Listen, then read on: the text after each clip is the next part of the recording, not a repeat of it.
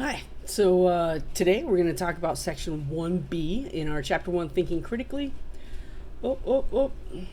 Make it happen. There we go. Unit 1B Propositions and Truth Values. Also, I'm going to disappear. This is not about me. 1B Propositions and Truth Values. Get some chords finished here. Oh my goodness.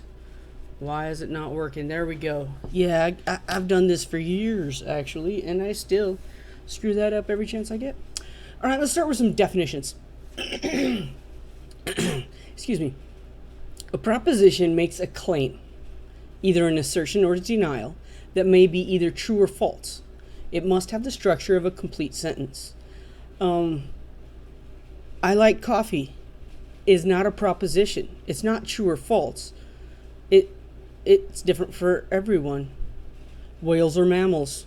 That's a fact, right? It's true or false. It's mammals are reptiles. That's false. Any proposition has two possible truth values. It could either be true or false, not a maybe, not a sometimes, no nearly. It's either true or it's false. A truth table is a table with a row for each possible set of truth values for the propositions being considered. And don't worry, we're going to take a look at a truth value in just a minute. The negation of a proposition P is another proposition that makes the opposite claim of P. All right, so if we have P, here's our little truth table. We have P. P could either be true or false. Not P. All right, so the opposite of. Or that's it, just make it opposite. And it's actually not P, as we see the notational symbol down here.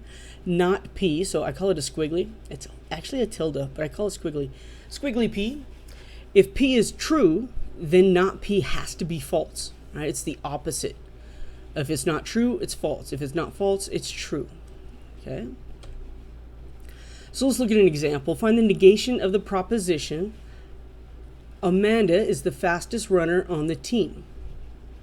All right, find the negation. We want the opposite of that. If the negation is false, is Amanda really the fastest runner on the team? Well, let's see. The negation of the given proposition is Amanda is not. Right? That's all we're going to do is just put in a not the fastest runner on the team. If the negation is false, if that's not true, Amanda is not the fastest runner on the team, that's a false statement.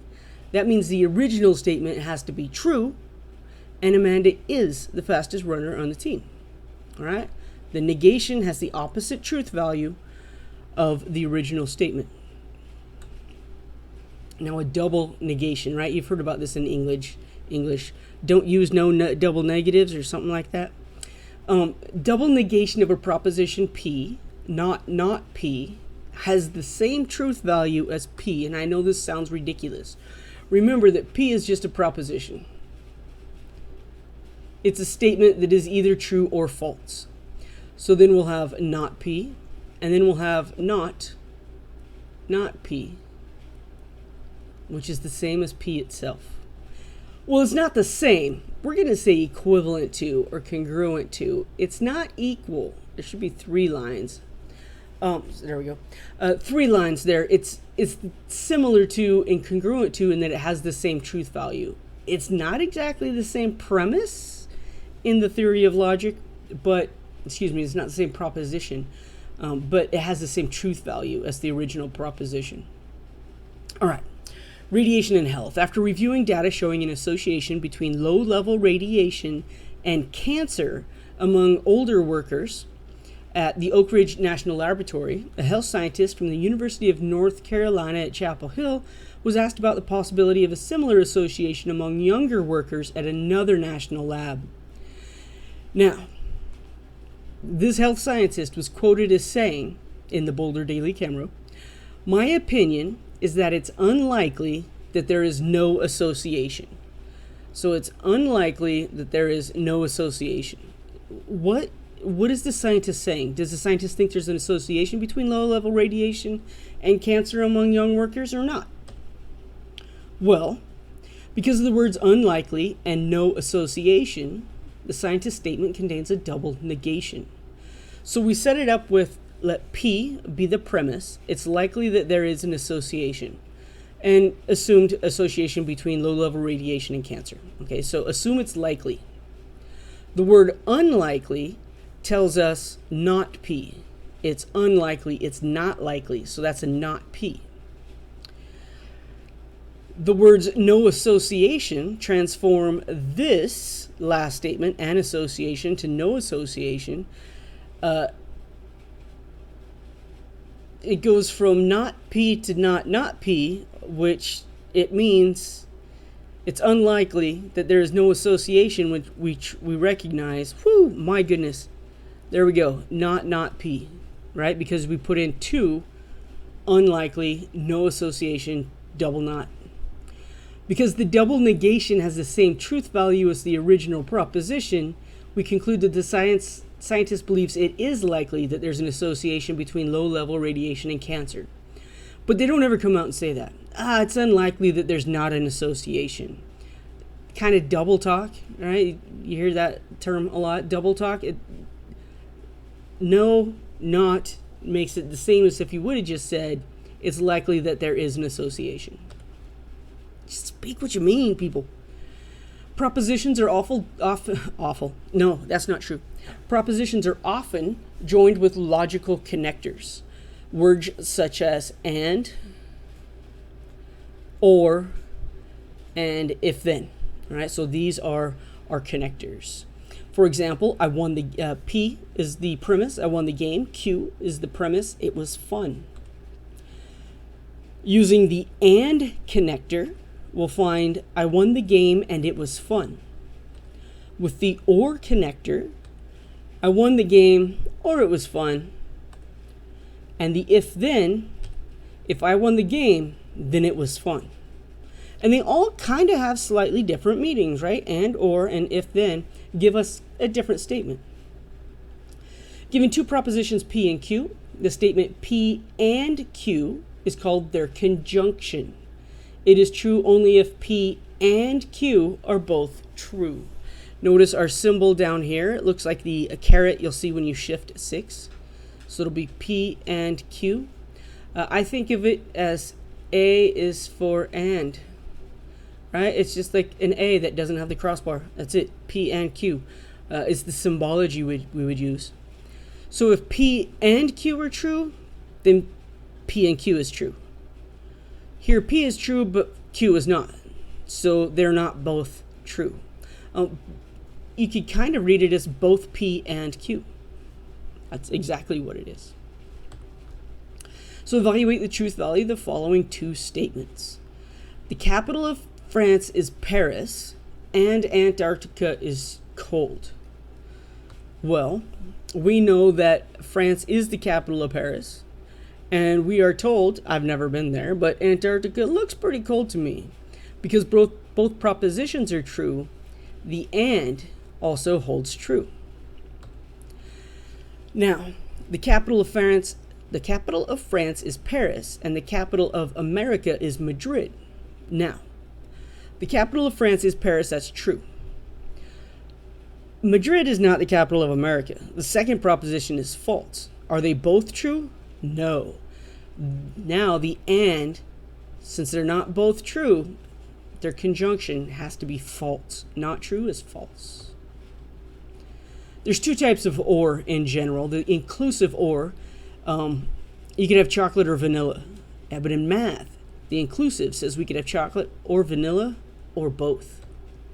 Exclusive just means you only get one scoop. But inclusive means the option of both is possible. So we will always assume that you could get both chocolate and vanilla when it comes to ice cream, because without the two basic choices, where are we? All right, so we always assume one or the other or both. Given that, we can look at the disjunction or the truth table. Here we have the opposite, right? Now the caret is pointing down. So we'll have P or Q. P has truth value of true or false. Q has a truth value of true or false. And so notice how this is built up, right? We have two statements. We have a statement P and a statement Q. Each of them could be true or false. But if P is true, Q could be either true or false. And when P is false, Q is independent of that. Q could be true or false. We don't know. So as many variables as we have, we're going to have 2 to that power rows. So if I had P, Q, and R, I would have to have P true whenever Q is true, R is false, true, true, true, true, true, false, true, false, true, true, false, false, and so on, and it gets to be a nightmare. 8 to the third, eight lines in your table. But for now, notice that we have the truth of P could be the truth or falseness of Q, and the falseness of P could be true or false on Q. And that's how we kind of set up this side of the table. Now, what or means, remember, it's either or both. So P is true, Q is true, one or both of them are true. Here we have a true P, a false Q, but at least one of them is true. A false P, a true Q, at least one of them is true. If they're both false, we do not have one or both of them true. So that truth table, the logical truth table value would be false. Consider the statement, airplanes can fly or cows can read. This is true. The statement is a disjunction, right? Because of the or. Airplanes can fly or cows can read. All right, so I'm going to call airplanes can fly as my P, cows can read as my Q. The first proposition is clearly true. Airplanes can fly, usually in the air. And the second is false. I haven't known a cow that can read. It's probably false. It's clearly false. So one or the other or both. Well, both of them are not true, but this one is true, so that whole statement is true. The disjunction is true. Now let's look at if-then statements. A statement of the form if P then Q, and this is the whole form right here, is called a conditional proposition or an implication. It is true unless P is true and Q is false. Now, we don't have a notation listed down here, but in general, this is the notation we will use, and this is implies. And it's a good symbolic representation of if P then Q, or you could just use the words, and that's completely acceptable. If the premise is true, and then the conclusion is true, then this is a true statement, conditional statement. If the premise, we haven't used that term yet. If P is true, if P, and P happens, but Q doesn't, then the truth value is a false. The truth value has a value of either true or false. It's false. If the premise doesn't hold up, if there's no P, like if P is false, it doesn't matter what happens with Q, because if your if statement is false, then whatever, it doesn't hold, so it doesn't happen. You'll find a lot in math theorems and things. They deal with this part of our truth table. If a function is continuous on a closed number line, then this happens. But very rarely do we have situations where we set up a if false statement, then the conditional probability just falls apart if your first statement is not true. Oh, there we go. I should have just hit the button. The proposition is called the hypothesis, and the proposition P is the hypothesis, and Q is the conclusion. So hypothesis implies conclusion. All right. The following are common ways, alternative ways of stating if P then Q. P is sufficient for Q. P will lead to Q. P implies Q. Q is necessary for P. Q if P. And Q whenever P. Q happens whenever P happens. For example, if P is the premise The driveway is wet, and Q is the premise, it is raining. Then if the driveway is, I don't know how I meant to say that. If it's raining, then the driveway is wet. That's what I meant to say, but I think I set it up wrong. But I'm not going to go back and edit because I'm a one-track wonder. All right, let's look at next. Variations on the conditional. Okay, the conditional statement, if P, then Q. I should have just went with this, right? If it's raining, then I will bring an umbrella to work. The converse, all right? So the converse is a very particular type of statement. If Q, then P. Notice that P and Q have switched places. If I bring an umbrella to work, then it must be raining. The inverse, all right, inverse, we're going to start with the conditional and not both of them. If not P, then not Q. If not P, then not Q. If it's not raining, then I will not bring an umbrella to work. And finally, the contrapositive. So these with the arrows, those are terms that you'll probably need to know for the homework as well. Contrapositive. If not Q, then not P. Notice the conditional. If P, then Q. Converse switches the order of Q and P. The inverse takes the conditional, throws not in front of them. The contrapositive, that kind of a two-word thing, flips them and then throws not.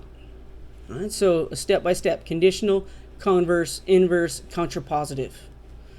Contrapositive, it is opposite to the positive. It's reverse these and not both of them as well.